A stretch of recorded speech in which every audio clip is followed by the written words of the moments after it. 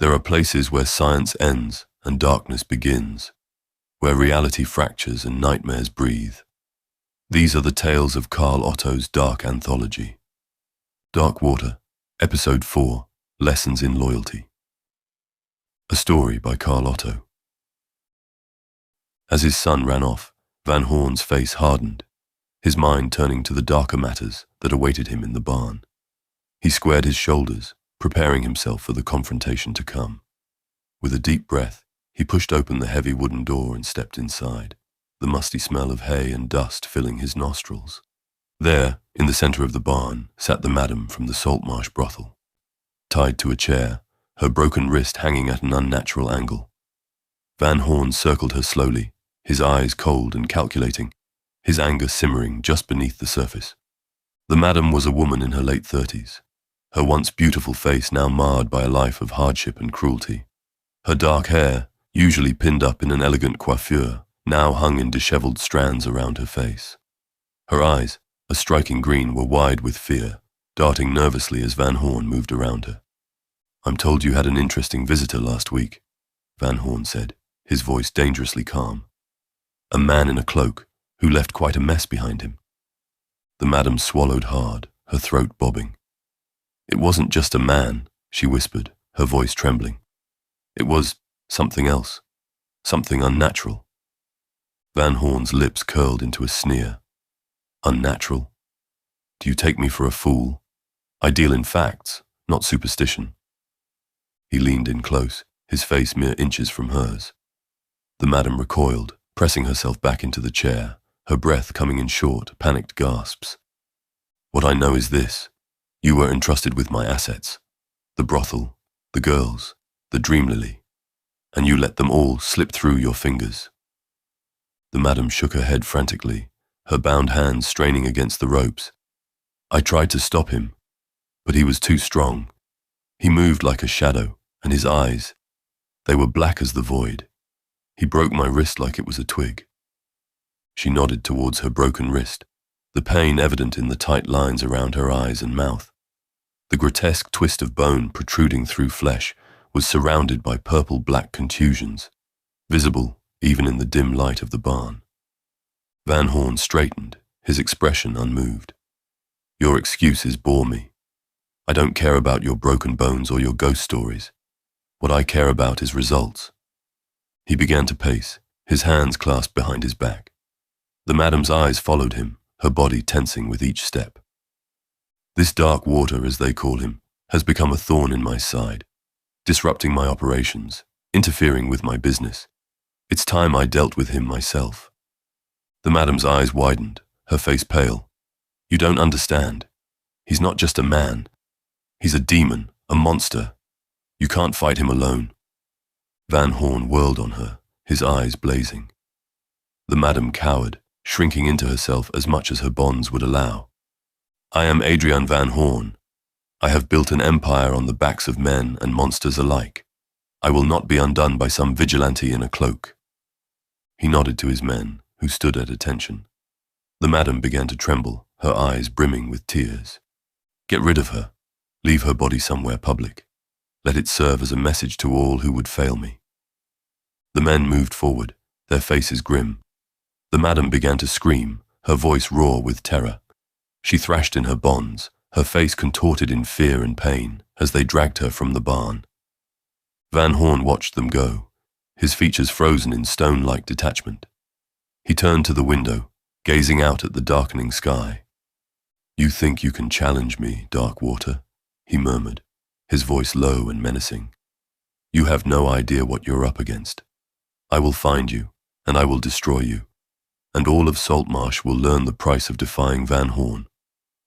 As he stood silhouetted against the fading light, Van Horn's resolve hardened. The confrontation with Dark Water was inevitable now. It was no longer just about business. It was personal, and Van Horn never lost. With a final glance at the darkening sky, Van Horn turned and strode out of the barn, his footsteps echoing on the cobblestone path. As he approached the manor, he took a deep breath, composing himself. He couldn't let his family see the turmoil that raged within him. He had to be the pillar of strength, the unshakable head of the household. With a practiced smile, he stepped through the grand doorway and into the warmth of his home.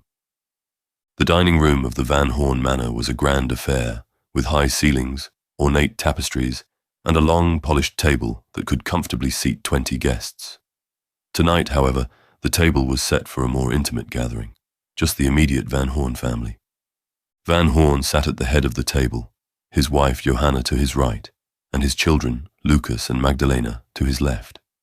The servants moved silently around them, placing dishes of steaming food before each member of the family. Lady Van Horn, a stately woman with an air of quiet elegance, smiled at her husband. "How was your day, my dear? I heard there was some commotion in the yard earlier." Van Horn waved a dismissive hand. "Just a minor scuffle between Lucas and his companion. Nothing to worry about. I've already dealt with it." Lucas shifted uncomfortably in his seat, his eyes fixed on his plate. Magdalena, a precocious girl of 10, looked up curiously. "What happened, Lucas? Did you get in a fight?" "Hush, Magdalena," Johanna scolded gently. "It's not polite to pry." Van Horn chuckled. "It's all right, my dear. Children will be children. What matters is that Lucas learns from his mistakes. Isn't that right, son?" Lucas nodded, finally meeting his father's gaze. "Yes, father. I understand now. I won't let it happen again." "Good," Van Horn said, his tone softening slightly. "I know you have it in you to be a great leader, Lucas. You just need to remember what's important." As the family began to eat, the conversation turned to more pleasant topics. Magdalena's progress with her embroidery, Johanna's plans for the upcoming social season, the latest news throughout the colonies. But beneath the surface, tensions simmered. Van Horn's mind kept drifting to the interrogation in the barn, to the threat of dark water and the challenges to his authority. Johanna sensed her husband's distraction, but knew better than to pry in front of the children. Lucas, too, was lost in thought, his father's words about loyalty and leadership echoing in his mind. He glanced at Magdalena, wondering if he would ever have to make the kind of choices his father spoke of. Choices between friendship and duty, between his heart and his head. As the servants cleared away the last of the dishes, Van Horn pushed back his chair and stood. "If you'll excuse me, I have some business to attend to in the study. Johanna, I'll join you in the drawing room shortly." Johanna nodded, her expression carefully neutral. "Of course, my dear. Children, it's time for your lessons. Run along now." As the family dispersed, each to their own pursuits, the weight of unspoken worries hung in the air. In the flickering candlelight of the dining room, the grandeur of the Van Horn name seemed suddenly fragile, as if one strong gust could topple it all like a house of cards.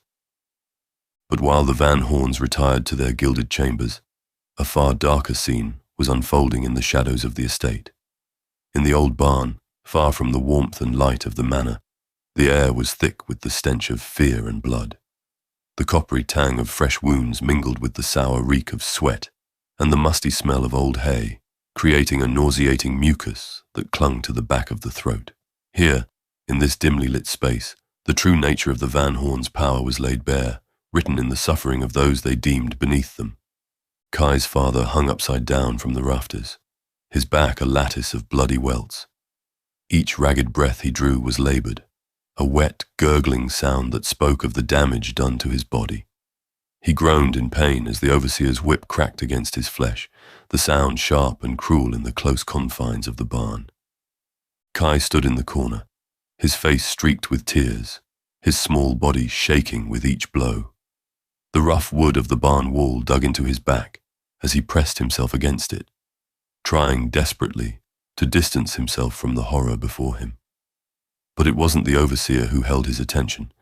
It was the man standing beside him, Willem Koopmans, Master Van Horn's right-hand man. Mr. Koopmans was a tall, lean figure, with a face that might have been handsome, if not for the coldness in his pale blue eyes. He watched the whipping with a detached, almost bored expression, as if this were just another tedious task in his day. The flickering light of the lanterns cast harsh shadows across his features, making him appear even more sinister. As the overseer delivered a particularly vicious blow, Kai's father cried out, his body convulsing in agony. The sound of his pain was raw and primal, echoing off the barn walls. Kai couldn't hold back a sob, the sound escaping his throat before he could stop it. Willem's gaze snapped to him, his eyes narrowing.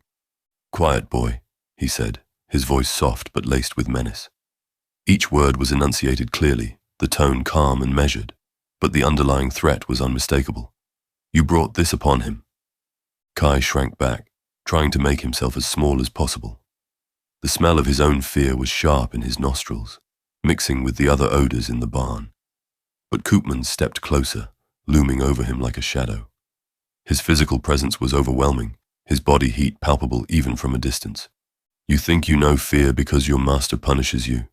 Because he makes you watch this?" Willem shook his head, a mirthless smile playing at his lips. His gaze stayed icy and deliberate. "You know nothing of true fear."